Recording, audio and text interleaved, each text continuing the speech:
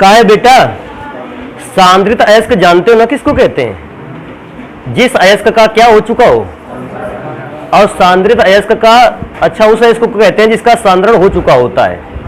सांद्रण के पश्चात डायरेक्ट किसी भी अयस्क को अपचयित नहीं किया जा सकता या उसका अपचयन नहीं कराया जा सकता।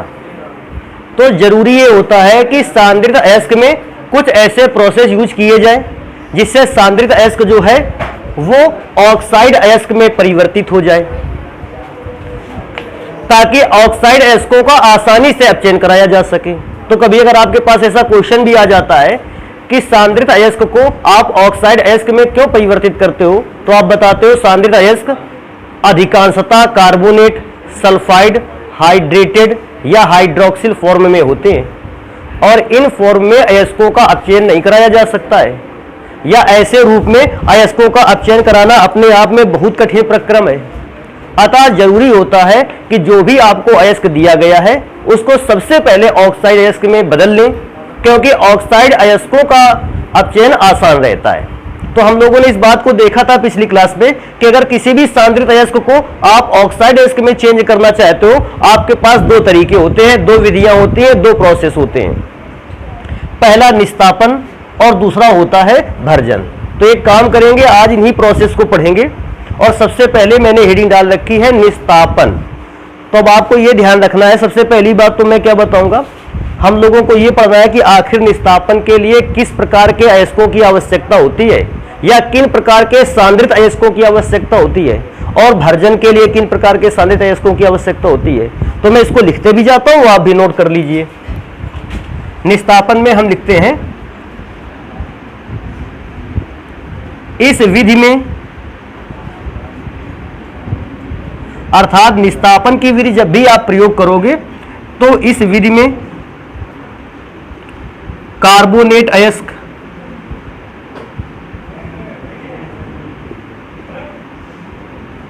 कार्बोनेट अयस्क,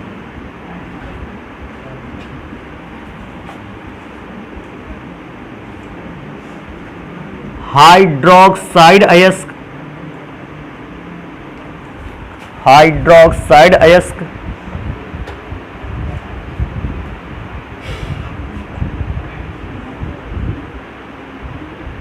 हाइड्रेटेड अयस्क, हाइड्रेटेड अयस्क का अर्थ होता है जिनके लास्ट में H2O लिखा रहता है, ऐसे अयस्क हाइड्रेटेड अयस्क,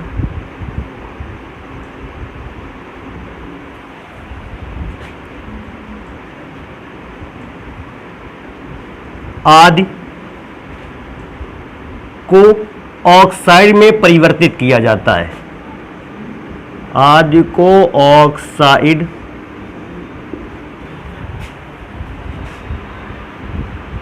में परिवर्तित किया जा सकता है। आप ऐसे भी लिख सकते थे कि हाइड्रेटेड अयस्क आदि का ऑक्सीकरण कराया जाता है, क्योंकि जब किसी पदार्थ का ऑक्सीकरण होगा तभी वो ऑक्साइड में चेंज होगा। परिवर्तित किया जाता है। तो भैया ये लाइन बहुत ही इंपॉर्टेंट है, इसको हमेशा याद रखना कि जब भी हम निस्तापन विधि का प्रयोग तब करते हैं जब आपके पास या तो कार्बोनेट अयस्क होता है, या तो हाइड्रोक्साइड अयस्क होता है, या आपके पास हाइड्रेटेड अयस्क होता है, और तब आप इस प्रकार की विधि का प्रयोग करते हैं निस्तापन का। अब बात आ जाती है कि निस्तापन में हम करेंगे क्या अयस्क के साथ, आखिर अयस्क में किस प्रकार के प्रोसेस को भाग दिया जाएगा। तो भैया मैं लिखता हूं कि निस्तापन होता क्या है, इसको नेक्स्ट लाइन पे लिख लेते हैं। देखो, कहता है कि अगर आपके पास सांद्रित अयस्क है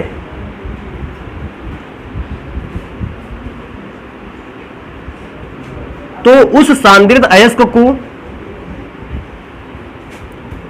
वायु की अनुपस्थिति में,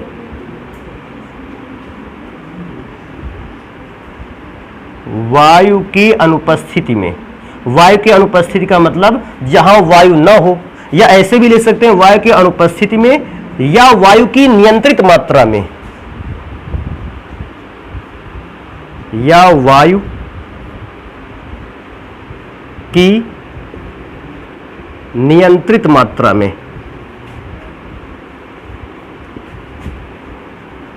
नियंत्रित मात्रा का मतलब जानते हैं ना कि आपको वायु की उपस्थिति ज्यादा नहीं रखनी है, या तो आप वायु की अनुपस्थिति ही रखोगे वायु रखोगे ही नहीं, और या फिर अगर वायु रखो भी तो वायु की मात्रा बहुत ही कम होनी चाहिए, नियंत्रित मात्रा होनी चाहिए। मात्रा में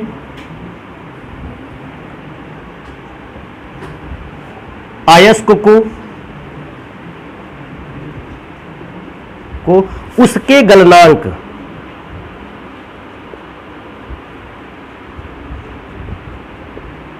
अयस्क को उसके गलनांक से कम ताप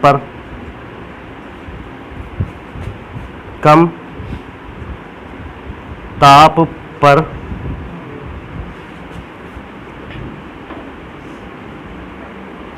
गर्म करने की क्रियाविधि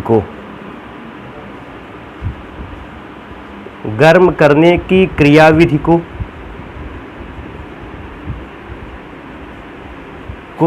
निस्तापन कहा जाता है। निस्तापन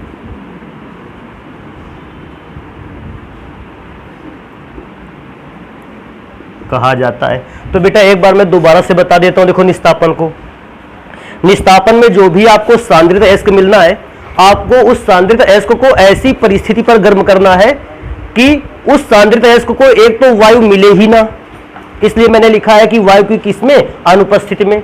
अगर वायु को मिले भी उसको तो बहुत कम मात्रा में मिले, और बहुत कम मात्रा में मिलने के कारण मैंने इसे लिखा है वायु की नियंत्रित मात्रा में। और ध्यान रखने वाली बात है, अयस्क को केवल इतना गर्म करना है कि अयस्क में उपस्थित धातु जो है वो पिघल ना पाए, पिघलने से कम टेम्परेचर पर अर्थात गलनांक से कम ताप पर ही गर्म करना है।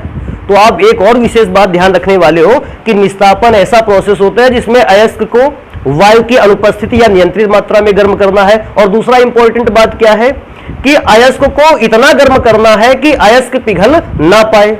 अयस्क पिघल ना पाए अर्थात इसको ऐसे भी तो बोल सकते हो, अयस्क को गलनांक से कम ताप पर आपको उसे गर्म करना है। और गलनांक से कम ताप पर अब जब गर्म करोगे तो ऐसी क्रियाविधि को आप क्या बोलते हो, निस्तापन। तो निस्तापन में दो बातें आपको मेनली याद रखनी है, एक तो वायु की अनुपस्थिति या कम मात्रा, और दूसरी इंपॉर्टेंट चीज क्या है कि अयस्क को गर्म किया जाएगा, बशर्ते इतना गर्म कर लेंगे कि अयस्क पिघल ना पाए, उससे कम टेम्परेचर पे ही रखेंगे, गलनांक से कम ताप पर ही रखेंगे। अब इस बात को भी तो पढ़ लेते हैं कि अगर जब हम किसी भी अयस्क में निस्तापन की प्रक्रिया करवाते हैं तो क्या उसके रासायनिक समीकरण किस प्रकार के नजर आते हैं। तो एक दो रासायनिक समीकरण भी लिखते हैं। देखो जैसे मेरे पास कुछ रासायनिक समीकरण, या इसको ऐसे भी तो लिख सकते हैं कि एग्जाम्पल लिख लेते हैं। देखो मेरे पास एक एग्जाम्पल है PbCO3 का। अच्छा, PbCO3 का ही एग्जाम्पल क्यों लिखा जाएगा, क्योंकि बेटा ध्यान से देखो, हम लोगों ने इस बात पे को लिखा था कि इसमें से कार्बोनेट अयस्क को आप ऑक्साइड अयस्क में चेंज कर सकते हो, तो आपको एग्जाम्पल भी वैसे ही लिखने हैं। तो कार्बोनेट अयस्क है, और ध्यान देने वाली बात है ये तीर का निशान, क्योंकि निस्तापन प्रोसेस है। आप इसको ऐसा लिख सकते हो कि इसे गर्म किया गया है वायु की अनुपस्थिति में, और दूसरी बात लिख सकते हो कि टेम्परेचर जो है, जो ताप है, गलनांक से कैसा है, कम। और बेटा जब आप वायु की अनुपस्थिति में गलनांक से कम ताप पर गर्म करते हो तो मैंने बताया था कि जो भी अयस्क होता है वो ऑक्साइड अयस्क में चेंज होता है। होता क्या है, गर्म करने पर कार्बोनेट जो है वो कार्बन डाइऑक्साइड गैस बन के उड़ जाता है। अगर कार्बन डाइऑक्साइड गैस बन के उड़ जाता है तो बेटा मेरे पास बचेगा Pb और लास्ट में बचेगा O, क्योंकि CO3 में से तो O, दो ही O गए हैं। अच्छा, ध्यान देने वाली भी बात है, आपने लिखा भी था कि लास्ट में जब भी निस्तापन कराया जाता है या भर्जन कराया जाता है, हमारा अयस्क जो होता है वो लास्ट में कैसे अयस्क में चेंज होता है, ऑक्साइड में। जरा देखो लेड जो है वो अपने ऑक्साइड अयस्क में चेंज हो गया है। अभी एक और फॉर्मूला मेरे पास है, या और भी एग्जाम्पल हो सकते हैं, ये तो पहला एग्जाम्पल है। दूसरे एग्जाम्पल को भैया यहां देखते हैं। एक और मेरे पास एग्जाम्पल है, देखो CuCO3 इंटू CuOH का होल ट्वाइस। बेटा ये अयस्क है देखो, और इस अयस्क पे ही भी हमें निस्तापन ही कराना है। क्यों निस्तापन कराना है, क्योंकि एक तो देखो इसका ये भाग कार्बोनेटेड है, और ये भाग अगर देखा जाए तो हाइड्रोक्साइड है, और इन दोनों प्रकार के ही भागों को हम निस्तापन विधि द्वारा क्या कर सकते हैं, ऑक्साइड अयस्क में चेंज कर सकते हैं। तो आप लिखना चाहो तो तीर के निशान के ऊपर आप लिख सकते हो वायु की अनुपस्थिति में, और तीर के निशान के नीचे लिख सकते हो कि आपने इसको गर्म किया है गलनांक से कम ताप पर। और बेटा गर्म करने पर होता क्या है, कार्बोनेट अयस्क जो होता है वो सबसे पहले कौन सी गैस को बनाता है? कार्बन डाइऑक्साइड गैस को। अच्छा बेटा, एक और ध्यान देने वाली बात है, जो हाइड्रोक्साइड अयस्क है ये अपने अंदर से अलग करता है H2O को। तो बेटा H2O को लिख लेता हूं मैं। अच्छा, H2O अलग भी होगा तो कौन से रूप में होगा? गैस के रूप में या वाष्प के रूप में अलग होगा। मैं देखता हूं कि मेरे पास बचता क्या है बेटा, Cu और साथ में एक O बचा होगा, तो आप लिख सकते हैं CuO। और ध्यान से अगर देखोगे, इस अयस्क को भी ध्यान से देखोगे बेटा, तो देखो 2 H निकल गए, ऑक्सीजन भी 2 थे तो एक निकल गया ऑक्सीजन, कॉपर के साथ एक ऑक्सीजन बचा हुआ है। तो या तो आप इसके साइड में फिर एक बार CuO लिख दें, और या तो मैं कहता हूं यहां क्या लिख दिया जाए, 2CuO, ऐसे भी लिख सकते हो। देखो एक और मेरे पास है 3rd नंबर पर, इस अयस्क को तो जानते ही होगे, Al2O3 × 2H2O। बेटा ये एल्यूमिनियम का सबसे प्रमुख अयस्क है और आपको नाम याद होगा, इसका नाम है बॉक्साइट। और बॉक्साइट अयस्क में से मैं देखता हूं नमी की अशुद्धि है। तो अब इस नमी की अशुद्धि को कैसे दूर किया जाए भैया? तो मैं जानता हूं नमी की अशुद्धि या हाइड्रेटेड अशुद्धि। हाइड्रेटेड अयस्क का मतलब है ऐसी अशुद्धि जो नमी के द्वारा प्राप्त हुई है, जल के द्वारा बनाई गई है। अगर इसको अलग करना होगा तो भी निस्तापन ही करना होगा। आप चाहेंगे तो ऊपर तीर के निशान के लिख देंगे कि वायु की अनुपस्थिति में, और नीचे लिख देंगे गलनांक से कम ताप पर। और अभिक्रिया दिखाएंगे तो कैसे दिखाएंगे कि बेटा ये 2H2O है, गर्म करने पर अलग हो गया, 2H2O गर्म करके अलग हो गया, वाष्पित हो गया, ऐसे भी तो लिख सकते हैं। और बेटा बचा केवल कौन? Al2O3। तो इस प्रकार से बेटा आपने रासायनिक अभिक्रिया को क्या कर लिया? कंप्लीट कर लिया। ध्यान रखने वाली बात है, आपने जितनी भी अभिक्रियाएं लिखी, इन सारी की सारी अभिक्रियाओं में हमारा जो अयस्क होता था वो ऑक्साइड अयस्क में क्या हो गया है? परिवर्तित हो गया है। तो अब हम एक काम और कर लेते हैं, हम आखिर इस बात को भी लिख लेते हैं कि निस्तापन जब हमने अयस्क का करवाया तो अयस्क में क्या क्या चेंज आए, क्या क्या हमारे लिए लाभ रहे और हमारे लिए क्या क्या नुकसान रहा। क्योंकि हमने अयस्क के निस्तापन के बारे में सारी जानकारी तो लिख दी है, लेकिन अभी भी कुछ जानकारी जैसे रह जाती है उसको मैं लिखता हूं कि कुछ बातें जैसे इसमें लिखते हैं। सबसे पहले कि अगर आपने निस्तापन करवा दिया है तो निस्तापन के क्या क्या लाभ हैं, आखिर आपने किस लाभ को देखते हुए अयस्क पर निस्तापन के प्रोसेस को कंप्लीट करवाया। सबसे पहला लाभ देखो, देखते हैं आखिर क्या फायदा रहा। तो भैया पहला फायदा तो यही रहा कि जितने भी अयस्क थे वो चाहे कार्बोनेटेड होते थे, हाइड्रेटेड होते थे या हाइड्रोक्साइड अयस्क होते थे, वो सारे के सारे ऑक्साइड अयस्क में क्या हो गए? बदल गए। तो मैं सबसे पहले लिखता हूं अयस्कों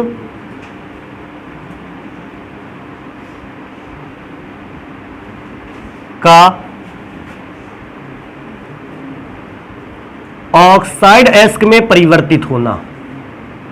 पहला तो फायदा भैया यही है, जितने भी अयस्क थे सारे के सारे अयस्क जो है वो ऑक्साइड अयस्क में बदल गए, परिवर्तित होना। तो कोई ऐसा भी पूछ सकता है आखिर अयस्क अगर ऑक्साइड अयस्क में परिवर्तित हो गया तो इससे क्या फायदा मिला? तो हम बताएंगे अब इनका अपचयन कैसा हो सकता है, आसानी से। तो मैं लिखता हूं अयस्कों का ऑक्साइड अयस्क में परिवर्तित होना जो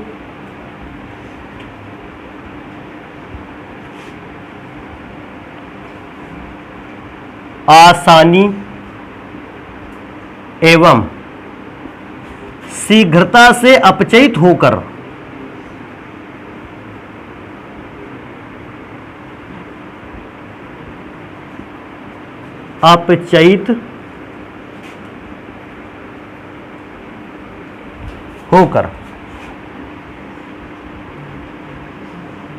शुद्ध रूप में परिवर्तित किए जा सकते हैं, शुद्ध रूप में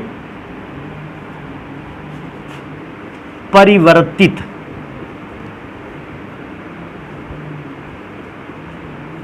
किए जा सकते हैं।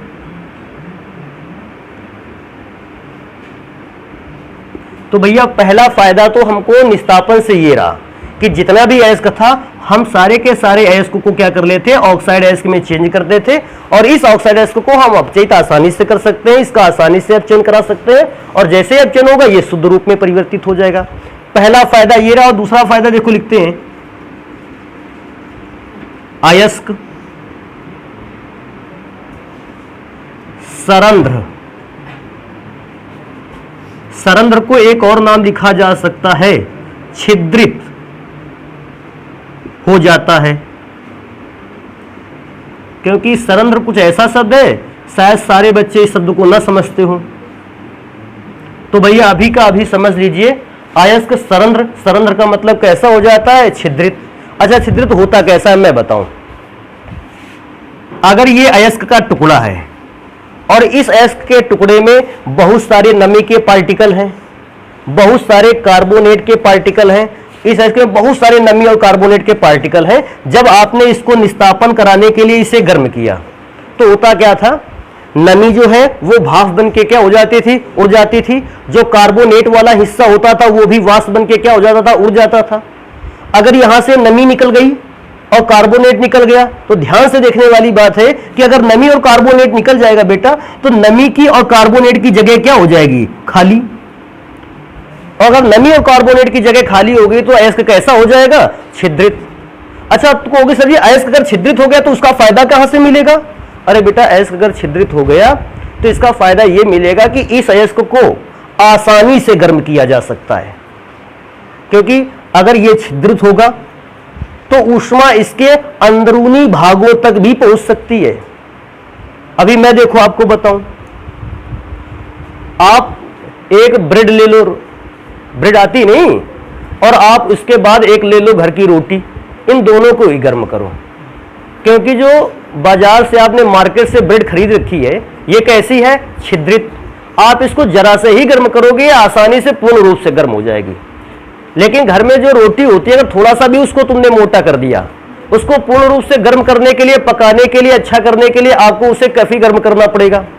और जब काफी ज्यादा गर्म करेंगे तो वो पक पाएगी। और कभी कभी तो ऐसा होगा शायद आप गर्म कर दो तो बाहर से पकी नजर आए, लेकिन अंदर से ढंग से वो पकी न हो। तो जितना ही ज्यादा छिद्रित अयस्क रहने वाला है, ऊष्मा उसके इंटरनल पार्ट तक आसानी से पहुंच सकती है, और इंटरनल पार्ट तक जितना आसानी से ऊष्मा पहुंच सकती है, अभिक्रिया भी उतनी ही अच्छी कराई जा सकती है। तो अयस्क अगर छिद्रित हो जाता है, या मैं बेटा क्या बताऊं, छिद्रित को तो आप याद ही रखें और साथ में इस शब्द को भी याद रखें, सरंध्र। अगर सरंध्र हो जाता है, छिद्रित हो जाता है, तो अब अयस्क को गर्म करने पर उस पर आसानी से अभिक्रियाओं को पूरा कराया जा सकता है। और जिस अयस्क को में से अभिक्रिया को जितना आसानी से कराया जा सकता है, उसको उतना ही आसानी से शुद्ध किया जा सकता है। भाई कोई भी अयस्क शुद्ध कब होगा? जब उस पर अभिक्रिया होगी। अभिक्रिया ही नहीं होगी तो अयस्क शुद्ध होने वाला नहीं है। तो ये थोड़ा सा ध्यान रखने वाली बात है बेटा कि जिन जिन भागों पर कार्बोनेट वाला पार्ट था, जिन जिन भागों पर हाइड्रोक्साइड वाला पार्ट था, जिन जिन भागों पर नमी थी, जल था, आपने जैसे ही ये इसको को गर्म किया, उन भागों से नमी, कार्बोनेट और हाइड्रोक्साइड क्या हुआ? वाष्प बनकर उड़ गया। और जब वाष्प बनकर उड़ गया तो उन जगहों पर खाली खाली जगह बच गई। खाली जगह का मतलब है छिद्र बच गए। और अयस्क के छिद्रित होने की वजह से हमने इसको बताया कि अयस्क कैसा हो जाता है? सरंध्र या छिद्रित। तो इस बात को भैया सेकंड नंबर पर अच्छे ढंग से याद रखिएगा। अब आ जाते हैं थर्ड नंबर पे कि भैया निस्तापन का क्या कोई और फायदा है अपने यहां? तो भैया और भी फायदा है, लिख लेते हैं इसको। अयस्क में उपस्थित, अयस्क में उपस्थित कार्बनिक अशुद्धियां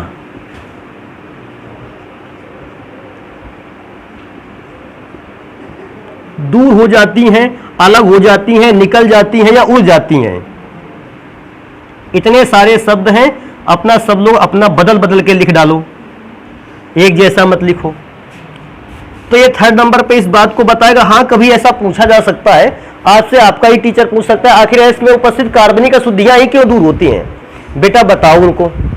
कार्बनिक अशुद्धियां कार्बनिक यौगिकों द्वारा बनती हैं, और कार्बनिक यौगिकों में पाए जाते हैं सह संयोजक आबंध, और सह संयोजक आबंध अपेक्षाकृत कमजोर होते हैं।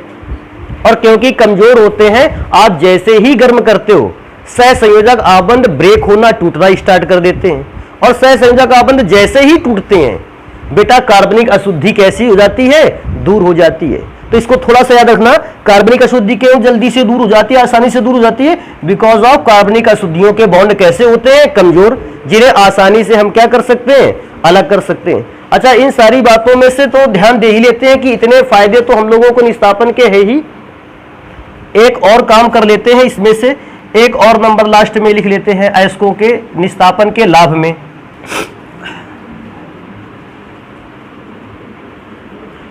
अयस्क को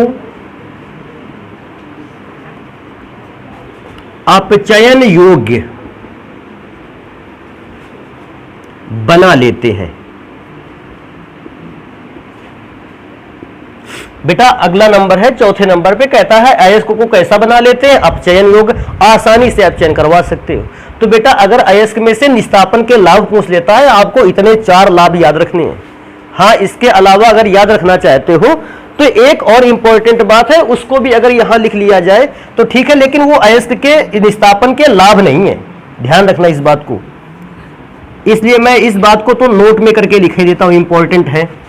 क्या इंपॉर्टेंट है उसको लिख देते हैं कि निस्तापन एक प्रकार का भौतिक प्रक्रम है, एक प्रकार का भौतिक प्रक्रम है, भौतिक प्रक्रम है। तो इसको भी थोड़ा सा ध्यान रखना, ऐसा क्वेश्चन आता है अपने यहां कि अयस्क का जो निस्तापन होता है ये रासायनिक प्रक्रम है या भौतिक प्रक्रम है, तो आप इसको याद रखोगे अयस्क का जो निस्तापन है वो एक प्रकार का कैसा प्रक्रम है? भौतिक। हालांकि ये अयस्क के निस्तापन के लाभ में से नहीं है, लेकिन इस क्वेश्चन को ऐसे आंसर कर सकते हैं कि निस्तापन एक प्रकार का कैसा प्रक्रम है? भौतिक। एक काम करते हैं, निस्तापन को तो पढ़ ही चुके हैं, इसको नोट कर लेते हैं, अगली हेडिंग पर आ जाते हैं और पढ़ते हैं कि भर्जन क्या है और फिर पढ़ेंगे कि भर्जन के लाभ क्या है आखिर। तो जल्दी से इसको नोट कर लेते हैं, भर्जन पर आ जाते हैं। और भर्जन पर सबसे पहली बात तो ये कर लेते हैं कि भर्जन किन अयस्कों का कराया जाए, आखिर कौन से प्रकार के अयस्क आप भर्जन के लिए प्रयोग में लाते हो कि भैया ये अयस्क हमको मिला, इसको भर्जन के लिए यूज में लेके जाएंगे। तो मैं पहले इस बात को ही लिखे देता हूं कि आखिर किस प्रकार के अयस्कों का भर्जन कराना चाहिए हमें। तो लिखते हैं, इस विधि में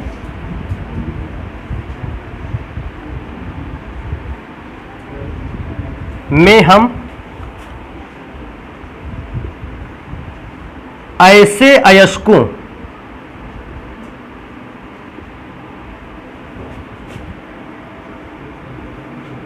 को प्रयोग में लाते हैं, ऐसे अयस्कों को प्रयोग में लाते हैं जिनमें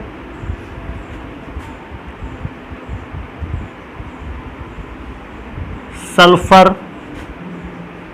फॉस्फोरस,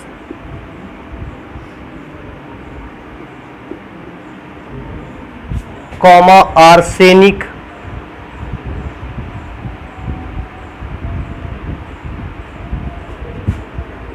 एंटीमनी आदि अशुद्धियां पाई जाती हैं, आदि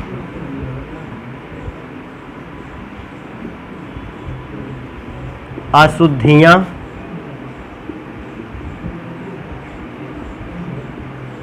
पाई जाती हैं। बेटा इसको ऐसे भी बोला जा सकता है, देखो मैंने जैसे लिख दिया सल्फर की अशुद्धि पाई जाती है, आप ऐसे भी बोल सकते हो कि सल्फाइड अयस्कों को शुद्ध किया जाता है।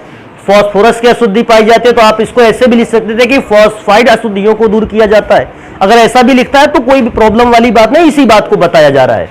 मैंने बहुत सारी अशुद्धियों को बताने के लिए मैंने सारी अशुद्धियों को एक साथ लिख दिया कि इस विधि में भैया हम ऐसे अयस्कों का प्रयोग करेंगे जिनमें से कौन सी अशुद्धि होगी, या तो सल्फर की, या तो फॉस्फोरस की, आर्सेनिक की भी हो सकती है और एंटीमनी की भी अशुद्धि हो सकती है।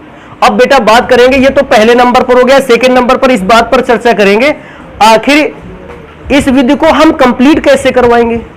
हमें निस्तापन का तो याद है कि दो चीजें ध्यान रखनी थी, एक वायु की अनुपस्थिति और दूसरा गलनांक से कम ताप। अरे बेटा इसमें भी वैसा ही ध्यान रखना है, बशर्ते इसमें एक काम कर लेना है कि उसमें था वायु की अनुपस्थिति और इसमें रखना है वायु की उपस्थिति या वायु की अधिक मात्रा। तो इसको लिख लेते हैं इसको जल्दी से।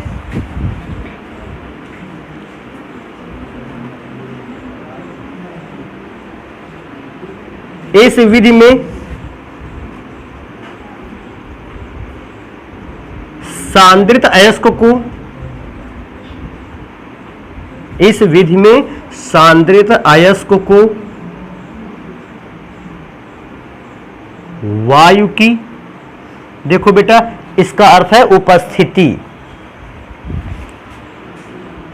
में, या ऐसा भी लिख सकते हो इसको वायु की अधिक मात्रा में, वायु की उपस्थिति में या वायु की अधिक मात्रा में। भैया इसको भी गर्म किया जाएगा और गर्म करने का प्रोसीजर वैसा ही है, गलनांक से कम ताप पर, मात्रा में, गलनांक से कम ताप पर।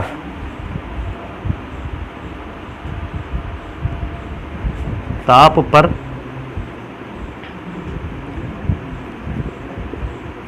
गर्म करने की क्रियाविधि।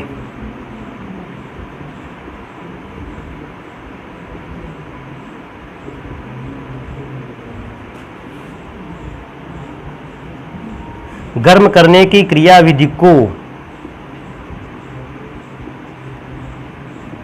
भर्जन कहते हैं। तो भैया भर्जन तो मेरे ख्याल से बिल्कुल आसान था, अगर आपको निस्तापन आता है तो आप भर्जन बिल्कुल आसानी से तैयार कर सकते हैं। क्यों? एक जगह केवल बदलना है, जहां आपने यहां अनुपस्थिति लिखी थी वहां अनुपस्थिति को छोड़कर क्या कर देना है, उपस्थिति में। लेकिन हाँ, गर्म इतना ही करना है कि अयस्क जो है वो पिघल ना पाए, इसको विशेष ध्यान रखना, निस्तापन और भर्जन दोनों ही प्रोसेस में। अभी बात आएगी कि एक दो एग्जाम्पल इसका लिख जाता तो ज्यादा बेटर होता, और एग्जाम्पल लिखने से, चलो पहले मैं एग्जाम्पल लिख देता हूं। देखो बेटा मेरे पास एक अयस्क है ZnS, जिंक सल्फाइड इसको कहते हैं। और बेटा इसमें से ध्यान देने वाली बात क्या है कि हमने इसको गर्म किया है वायु की कहां पर, उपस्थिति में। और वायु की उपस्थिति का मतलब है हम इसकी अभिक्रिया इस बार कराएंगे किससे, O2 से। अच्छा पिछली वाली अभिक्रियाओं में O2 नहीं था, क्यों, वायु की अनुपस्थिति थी। इस बार वायु की उपस्थिति है इसलिए हमने O2 से रिएक्शन करवाई। बहुत ज्यादा लिखना चाहते हो तो यहां लिख सकते हो गलनांक से टेम्परेचर कैसा रखना है, कम। बेटा ZnS जैसे ही O2 से अभिक्रिया करता है सबसे पहले S कर लेता है O2 से अभिक्रिया और बदल जाता है SO2, लेकिन साथ में जिंक भी O2 से अभिक्रिया करके बदल जाता है ZnO में। हाँ ऐसा कर सकते हैं कि रासायनिक अभिक्रिया को बैलेंस कर सकते हैं। अब क्योंकि इंटरमीडिएट पे हो, बैलेंस देखो कैसे करते हैं। ऑक्सीजन 2 है, यहां 1 है, टोटल मिलकर हो गया 3। और क्योंकि यहां 3 बनाने हैं तो भैया 3 बट्टे काहे से मल्टीप्लाई करवा दिया जाए, 2 से। 2 को कैंसिल कर देगा, 3 ऑक्सीजन हो गए। अच्छा और भी अभिक्रिया लिखना चाहते हो तो एक अभिक्रिया और लिखे देते हैं, PbS, लेड का सल्फाइड, गैलेना कहते हैं इसको। और इसको भी 3/2O2 के साथ गर्म किया जाएगा। और बेटा जैसे ही गर्म करोगे सबसे पहली बात तो PbO बन जाएगा, लेड का ऑक्साइड बन गया, और साथ में S ने जब O2 से अभिक्रिया की तो बन गया SO2 गैस।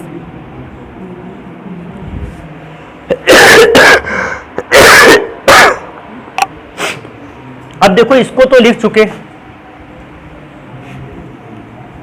अब इधर की ओर आ जाते हैं और इस पर लिख लेते हैं कि भर्जन के आखिर क्या क्या लाभ हैं। तो मैं यहां लिख देता हूं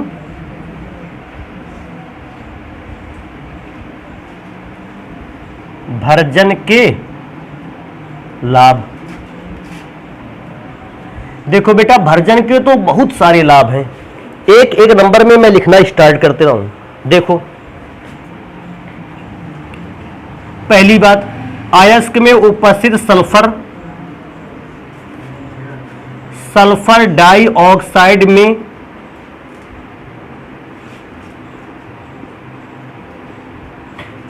बदल जाता है। पहली बात ये रखना है याद, अगर सल्फर हुआ तो वो काहे में बदल जाएगा, सल्फर डाइऑक्साइड में। अगर फास्फोरस हुआ तो बेटा फास्फोरस बदल जाएगा P2O5 में, बदल जाता है। और भी याद रखना अगर आर्सेनिक हुआ तो वो बदल जाता है AH2O3 में, आर्सेनेट में। और भी ध्यान रखने वाली बात, देखो मैं यहां लिखे देता हूं, अगर एंटीमनी हुआ तो एंटीमनी बदल जाता है Sb2O3 में। तो एक तो पहली बात ये याद रखना है कि सल्फर नाम की अशुद्धि सल्फर डाइऑक्साइड में बदलकर अलग हो जाती है, फास्फोरस P2O5 में बदलकर अलग हो जाता है, आर्सेनिक AH2O3 में बदलकर अलग हो जाता है, और जबकि Sb अर्थात एंटीमनी की जो अशुद्धि होती है वो Sb2O3 के रूप में अयस्क से क्या हो जाती है, अलग। तो पहले तो इतने फायदे हैं कि ये सारी की सारी अशुद्धियां समाप्त की जा सकती हैं। दूसरा कहता है अयस्क से वाष्पशील अशुद्धियों को भी समाप्त किया जा सकता है। वाष्पशील जानते हो ना, वाष्पशील का मतलब ऐसी अशुद्धियां जो गैस के रूप में बदली जा सकती हैं, ऐसी अशुद्धियों को वाष्पशील कहते हैं। तो मैंने लिखा है अयस्क में से वाष्पशील अशुद्धियों को भी दूर किया जा सकता है। तो भैया वाष्पशील अशुद्धियों के बारे में थोड़ा सा नॉलेज रख लेना कि अगर कोई पूछे वाष्पशील अशुद्धियां किनको कहते हैं, तो ऐसी अशुद्धियां जो भाप के रूप में गर्म करने पर क्या हो जाती हैं, अलग हो जाती हैं, वाष्पशील अशुद्धियां कहलाती हैं। तो वाष्पशील अशुद्धियों के रूप में अलग हो जाता है। एक नंबर और इसको लिख लेते हैं, अयस्क ऑक्साइड अयस्क में बदल जाता है। अयस्क जो होता है वो ऑक्साइड अयस्क में बदल जाता है। एक और नंबर बेटा, ये फोर्थ नंबर है, अब इस फोर्थ नंबर को लिख लेते हैं, ऑक्साइड अयस्क में ये तो हम पहले ही पढ़ रहे थे कि ऑक्साइड अयस्क में चेंज करने के मेथड ही पढ़ रहे थे। एक नंबर और भी बेटा इसी में से जोड़ा जा सकता है,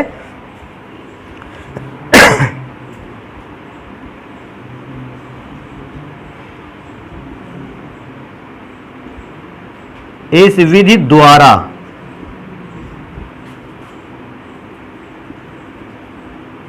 अयस्क से नमी को भी दूर किया जा सकता है। अयस्क से नमी को भी दूर किया जा सकता है।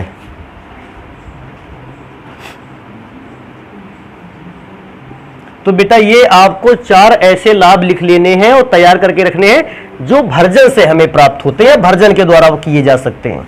अब लास्ट में जैसे हमने निस्तापन में एक नोट लिखा था, भैया एक नोट रखेंगे भर्जन पर भी कि भर्जन बेटा एक प्रकार की कैसी प्रक्रिया है, रासायनिक प्रक्रिया है। तो लिख लेंगे यह का अर्थ है भर्जन एक रासायनिक प्रक्रिया है। जो निस्तापन थी वो एक भौतिक प्रक्रिया थी, और भैया जो भर्जन की बात करेगा तो भर्जन एक प्रकार की कैसी प्रक्रिया है, रासायनिक प्रक्रिया है। एक काम करते हैं, इनको नोट करते हैं और फिर पढ़ते हैं भर्जन और निस्तापन दोनों में डिफरेंस क्या है, अंतर क्या है। जल्दी से इसको नोट कर लेते हैं।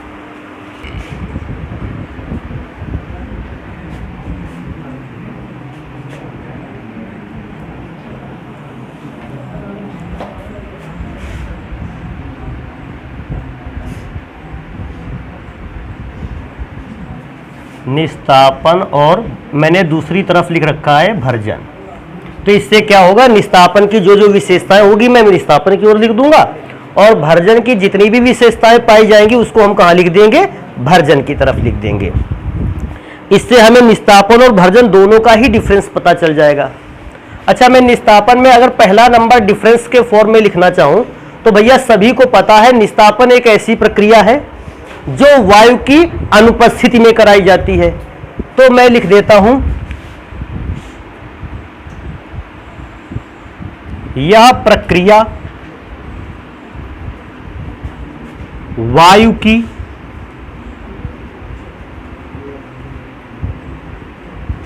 अनुपस्थिति में, या बेटा इसी को तो कहते थे नियंत्रित मात्रा में, वायु की अनुपस्थिति में या नियंत्रित मात्रा में संपन्न होती है, नियंत्रित मात्रा में संपन्न होती है। अच्छा, भर्जन में ये वाली बात बताने की आवश्यकता ही नहीं है। आधे से ज्यादा बच्चों के दिमाग में तो अपने मन से ही उनका दिमाग चलने लगा होगा और उन्होंने ये समझ लिया होगा कि निस्तापन के अगर नंबर को हम जान गए तो भर्जन में क्या लिखना चाहिए। तो भर्जन में लिखेंगे यह प्रक्रिया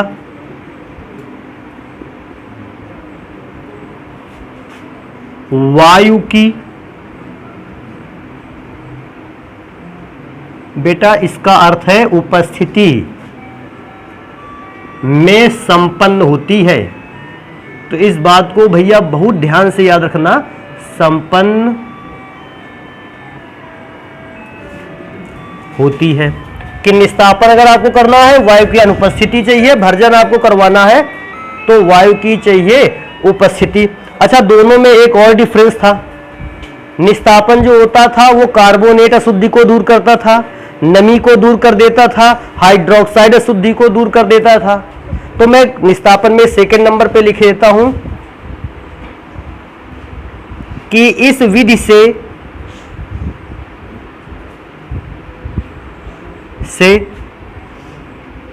कार्बोनेट, हाइड्रोक्साइड व हाइड्रेटेड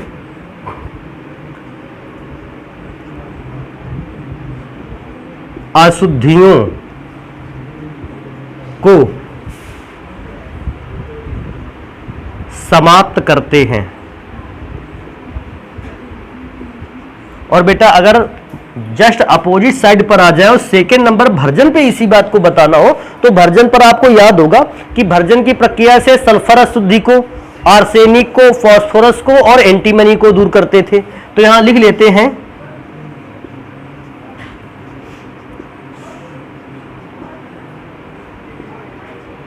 इस विधि से सल्फर, फास्फोरस, आर्सेनिक और एंटीमनी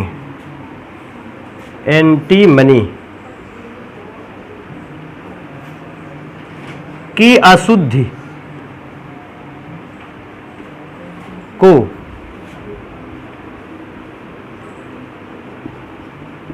दूर करते हैं। तो भैया ये सेकेंड नंबर पे आपको भर्जन में इस प्रकार से कुछ बात लिखकर आ जानी है। बेटा थर्ड नंबर पर आपको याद होगा लास्ट में मैंने एक नोट में एक बात लिखी थी कि निस्तापन कैसी प्रक्रिया में से आता है, भौतिक प्रक्रिया में से आता है। तो मैं लिखता हूं निस्तापन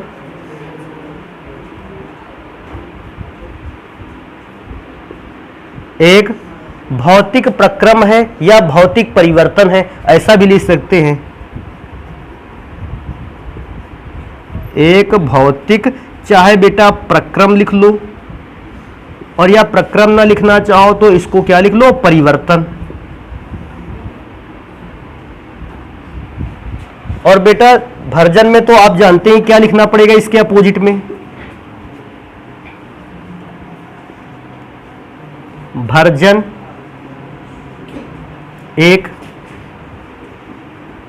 चाहे बेटा आप ये लिखो कि रासायनिक प्रक्रम है और या आप लिख लो रासायनिक परिवर्तन है।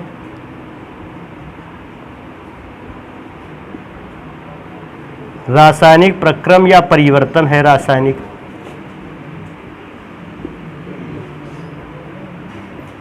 परिवर्तन है।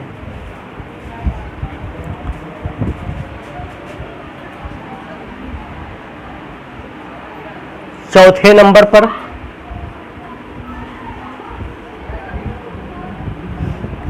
लिखते हैं केवल वाष्पशील अशुद्धियों को दूर करता है। अर्थात निस्तापन एक ऐसा प्रोसेस है जिससे केवल और केवल वाष्पशील अशुद्धियां दूर होती हैं।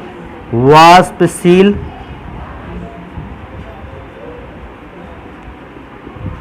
अशुद्धियों को दूर करता है। और बेटा भर्जन तो वाष्पशील अशुद्धियों को तो दूर ही करता है बल्कि साथ में उसमें पाई जाने वाली अन्य अशुद्धियों को भी समाप्त कर देता है। तो इसको लिखते हैं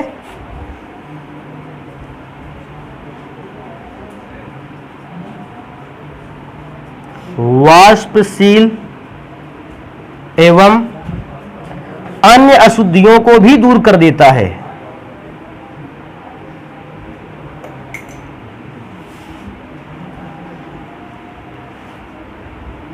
अन्य अशुद्धियों को भी दूर कर देता है। तो बेटा एक ये भी बात याद रखनी है, निस्तापन और भर्जन दोनों में से एक ही है, वाष्पशील अशुद्धियों को तो दूर ही करता है और साथ में अन्य अशुद्धियों को भी क्या कर देता है, दूर कर देता है।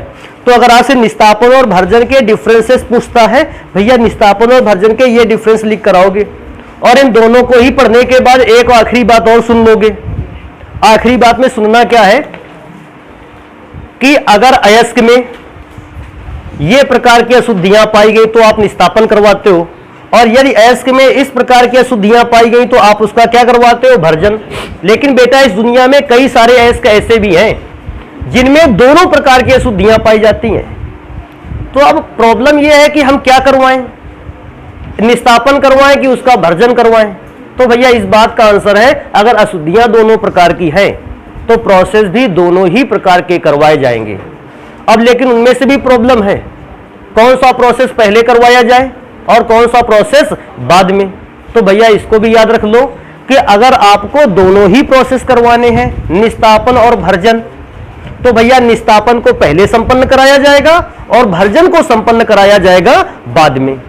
तो इस बात को भैया बिल्कुल सही ढंग से पहचान लेना कि यदि किसी अयस्क में कार्बोनेट, हाइड्रोक्साइड, हाइड्रेटेड अशुद्धियों के अतिरिक्त सल्फाइड, फास्फाइड, आर्सेनिक, एंटीमनी आदि अशुद्धियां भी पाई जाती हैं तो ऐसे अयस्कों में निस्तापन और भर्जन दोनों ही प्रक्रियाओं को सम्मिलित किया जाता है। और इस प्रक्रिया को करते समय सबसे पहले निस्तापन और बाद में क्या होता है, भर्जन। अच्छा, ध्यान देने वाली बात क्या है, आज आप लोगों ने पढ़ा है कि आप सांद्रित अयस्क को ऑक्साइड अयस्क में क्या करते हैं, परिवर्तित। नेक्स्ट क्लास में पढ़ेंगे इस ऑक्साइड अयस्क का अपचयन कराने की कितनी विधियां हैं। तो अपचयन कराने की 3 विधियां थी, अगर आपको याद हो। एक विधि थी प्रगलन, और एक विधि थी स्वतः अपचयन, और एक और विधि थी विद्युत अपघटनी विधि। तो भैया इन विधियों को पढ़ेंगे, लेकिन भैया इन विधियों को पढ़ेंगे अगली क्लास पर।